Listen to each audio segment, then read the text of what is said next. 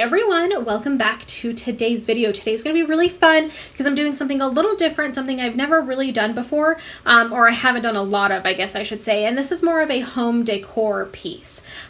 So I'm featuring our Fireside Trimmings bundle, which is the Fireside Trimming stamp set, along with the Fireside dies, and it's this fireplace, and then it's all of these little images to kind of fill the fireplace in and kind of decorate it.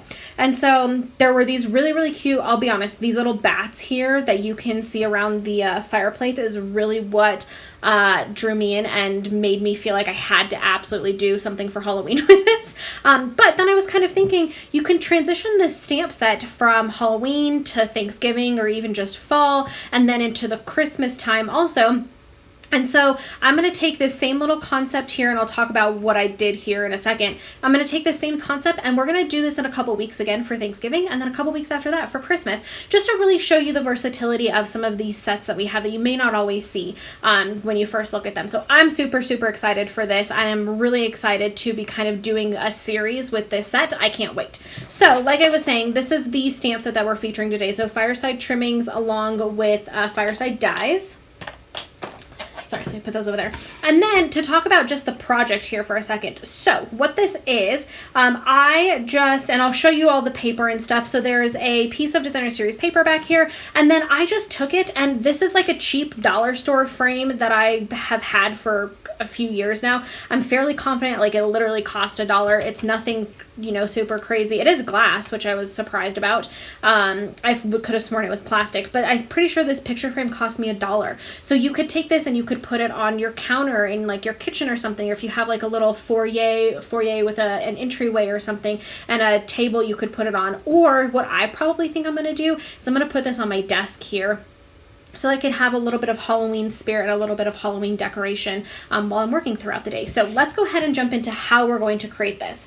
So there are a ton of little elements here that you can see that kind of go with the fireplace. In just the interest of saving some time, I did all of the little tiny elements, but I am going to go ahead and start by doing the creating the fireplace with you guys here, and then we will cut it out and then be good to go. So this is the fireplace stamp set. I'm going to be using StazOn ink as usual.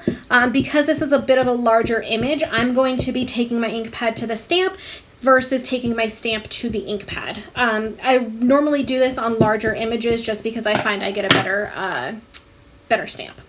So I'm going to take this and stamp it down right here. So this is very vanilla cardstock. I was going to do this on Whisper White cardstock, but then I just felt like maybe having a little bit of the softer, very vanilla would give it a little bit of a different vibe, and I actually really like how it turns out. For this piece specifically, it doesn't really matter the color because the way that I'm going to color it, you're not going to see any of the cardstock behind it anyway. So I'm going to be using my Stampin' Write markers. I'm not going to do any kind of crazy like shading techniques or anything like that. I really just wanted this to be more of a flat color, and so that's what I'm going to do. So you can see here I'm being pretty messy with it. One, because I want this to be a little bit of a spooky kind of fireplace, something that would be like in an old house or kind of worn down, whatnot. You can also see that this little centerpiece right here, I'm not being super careful with it. I'm not really even coloring it in, and that's because we're going to color that in basic black here in just a second. So I'm just going over some of the areas that I may not have gotten very well. I am going outside of the lines because, again, I don't really want to see the very vanilla cardstock around the fireplace. All of the other images that I didn't care about that. You can see the very vanilla outline. I just really wanted my fireplace, since that's our focal point, to not have that border around it. And you can do that very easily by just doing this, by coloring outside the lines. Then I'm going, and did I mention that was smoky slate? I don't know if I did or not, but if I did, sorry. Then I'm going to take basic gray, or actually no, I'm not going to use basic gray. I'm sorry. I'm going to use gray granite, and I am going to just kind of color in some areas here. I just kind of did like some weird like shading in some of these areas and just kind of making it feel like it's not the perfect fireplace. I think it just adds a little bit of character to it, honestly. I think it looks kind of cool. And I know this looks really crazy right now because I just did a really sloppy coloring job. But once we cut this out, I promise it's going to look really, really cool. Okay, so there's that, just a couple of those. And then I am going to take my basic black marker and I'm going to fill in the center here. So the way that I do this is I just get really, really close to the edge, like this. And then I'll do kind of another sloppy coloring to fill it all in. You know, sometimes I take a lot of time and I do a lot of shading and you know, really get precise with my coloring, but because this was more Halloween, like I said, I wanted it to be very imperfect. And so one, it saves you a bit of time if you're going to create this really quickly. It saves you some time because you don't have to get really perfect with it. But two, it gives that fun kind of look to it. The last thing that I'm going to do is I'm going to go back in with my smoky slate and just do one more kind of pass over, because we added that gray granite in there. I just want to kind of blend it a bit. You may pick up some of the black, but honestly, I don't really care. And I wouldn't get too concerned about your coloring until you cut it out and maybe you see that you want to add a little bit more to some areas, and that's totally fine. So now let's do our die cutting. So I'm going to zoom out a smidgen just so you guys can see a bit more of what I'm doing. So I'm going to bring in my Stampin' Cut and Emboss machine. I'm also going to grab this little piece of basic black cardstock that I have. So like I was saying, I fell in love with this little bat die. And I'll be honest, I actually didn't even notice that this stamp set or that this bundle had like Halloween dies and stamps with it. I had no idea. There's a page in the catalog in the this is from the Holiday Mini, and it is there's pages in the close to the back, not the very back, but close to the back, that show you like the bundles. Let me see, my catalog is here somewhere. Let's see if I can find it really fast. So in the back of the catalog, you have, so there are the pages that show you everything, all of the new product, right? And then right before that, you have all of these pages that show you the bundles. And I was scrolling through and I saw this image here. And I was like, oh my gosh, that's like Halloween. Like I didn't even know that this stamp set had Halloween stuff in it. So I saw that and I was like, instantly was like, okay, I have to do it. I have to. It's like, I just have to. Mainly because I love these little bats. They're my favorite. So I'm going to bring in my sandwich. I'm not using my magnetic plate for today. You absolutely could because you're doing, cutting out some colored images. If you have it, I would say recommend it. But I also wanted to show that you don't have to have the magnetic plate to do this kind of work. So I'm going to put that down just like that. And then I'm just going to take my, I'm going to take my basic black first. Put my little bat die down because that doesn't really matter where he goes. And then stick that die on there. And then my little trick is I start to push the plate in a little bit. And right when the die is about to get to the roller, I gently put my top plate on and then crank it through. And it just really helps kind of smush it and sandwich it right where I wanted the die to be. I just find I get a little bit less movement when I don't use like washi or my magnetic plate. I just find that that helps a bit. I'm gonna fold in my machine here so that it doesn't get in my way. One of the perks of the new machine. So there's that. And then we'll get our little bats here also because I'm telling you, they are my favorite. I absolutely love them. See, they're so adorable. Like I just, ooh, where's the camera? There it is. I don't even know how well you can see those. They're just so stinking cute. So now I'm just going to kind of inspect my fireplace and you can see it looks way better now that it's cut out and you don't have kind of all that busyness from everything around it. I do think I'm going to go in, like right here, I think is maybe a little light and doesn't blend as well as some of the other areas. I'm also going to color on my desk really fast. Just give it a once more just to make sure I really like the way that it looks. and I think I am good. So I'm going to zoom you guys back in because we're going to start working with some small pieces. So we're going to start putting together really everything else for this project. I keep wanting to say card, but it's not a card. So I am going to be using the fine tip glue pen today. I very, very, very rarely use this. I'm just not a liquid glue type of person.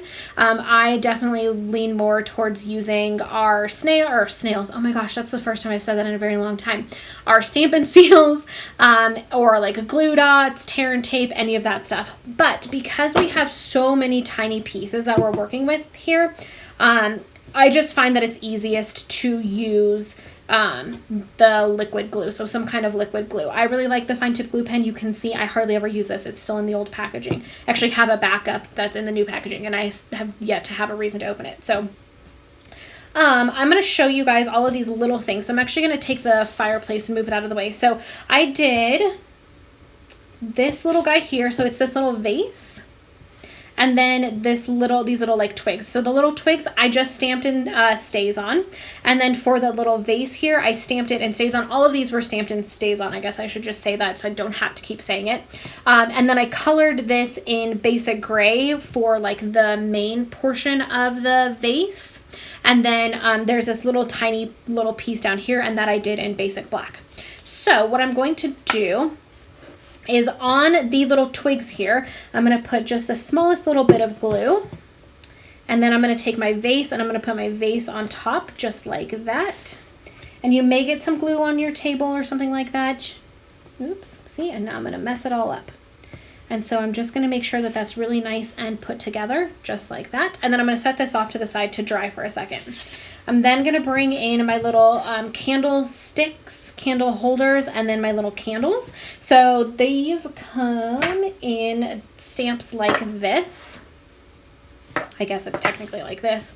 So these are the stamps, and then there are dies that coordinate with these, obviously, and then it cuts out the little individual images. So that's just something to know, that the stamp, it's all one stamp for the two candles and the two candle holders, but then it stamps them, or it cuts them out individually when you use the dies. So for these, for the candle holders, I used, again, basic black and basic gray. I just flipped the colors from what I did in the vase. So for these, the main part is basic black, and then the little accents on the top and bottom are basic gray. For my little candles here, I did these in the main color of like the actual candle is gray granite, and then there's like a little melted part of them, and those are in smoky slate. And then I used, what is this? Crushed curry for the flame. Actually, I'm gonna grab a paper towel because my glue is starting to get all over the place. So I'm gonna do the exact same thing here. Sorry, I'm looking at to see, oh yeah, I guess I didn't really look at, one candle is shorter than the other. So that's just something to note. If you really care about that, you may want to plan that out. I don't personally care, but I'm going to do the same thing. So I put a little bit of glue on the candle, and then I'm going to stick the candle holder right on top just with my finger, and then scooch that to the side just to dry a bit. And then do this one as well. And scooch it over to dry. So while those are hanging out and drying for a second, the only other image that I did prior to filming the video was these little pumpkins. So again, I stamped in stays on, I colored with pumpkin pie, and then I used my basic black, the fine tip, on my basic black marker to just create these simple little jack-o'-lantern faces. So let's start putting this together. Let's bring back in our fireplace. I'm going to take my favorite little bats here, and I'm just going to do a couple dots of glue on the back of all of the bats. This is one reason why I don't use liquid glue, because I don't really have the patience to put like a dot of glue on the back of every single little thing. Just don't have the patience, I'll be honest. So I'm just going to stick these little bats right here on my fireplace, and I'm just going to hold it down for just a couple seconds to give that glue just a minute to start to set. Super stinking easy. And then my pumpkins, I'm basically going to do the same thing, just put a little bit of glue on the back of them. You do just want to be careful that you don't put too much glue, because it can start to kind of like smudge out. If you think you've got too much glue, I just use a paper towel to kind of soak up some of it, and then if I need to go back in with just a little bit more to fill in, I will. Okay, and then I'm going to stick these right here. Ooh, you can't even see that. Sorry. Just like so. Then I am going to, I'm trying to think. I think I'm actually going to put all of this down first. So I'm going to, actually, sorry.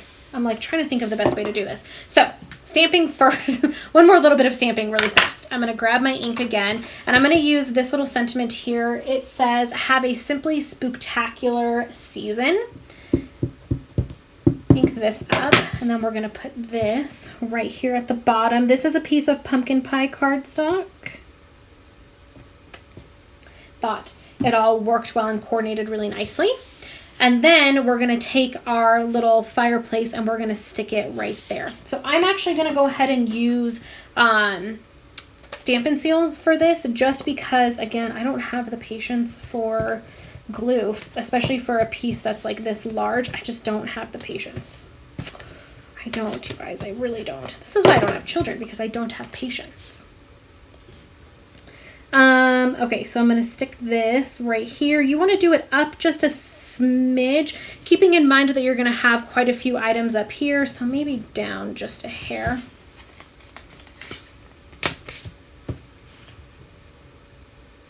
Yeah, that should work.